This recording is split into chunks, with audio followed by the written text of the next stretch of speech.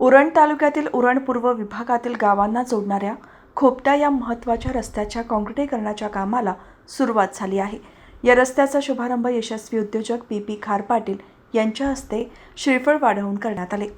रस्त्यावरील 2 किलोमीटर लांबीचा रस्ता रुंदीकरण आणि काँक्रिटीकरण करण्यासाठी सुमारे 7 कोटींचा निधी सार्वजनिक बांधकाम खात्याने मंजूर केला आहे.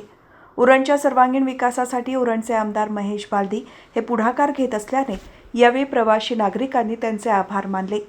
यावेळी राजा खार पाटील, महिला अध्यक्षा राणी म्हात्रे, भाजपचे तालुका ग्रामीण मंडळ अध्यक्ष धनेश गावंड, माजी जिल्हा परिषद सदस्य जीवन गावंड, उरण पूर्व विभाग अध्यक्ष शशिकांत पाटील, बांधपाडा सरपंच विशाखा प्रशांत ठाकूर, उद्योजक देवेंद्र पाटील, सुनील पाटील, उद्योजक समीर खार पाटील, सार्डे सरपंच रोशन पाटील, भाजपचे तालुका सरचिटणीस मुकुंद गावंड, युवा नेते सुशांत पाटील यांच्यासह भाजपचे पदाधिकारी, कार्यकर्ते, प्रवासी आणि नागरिक उपस्थित होते.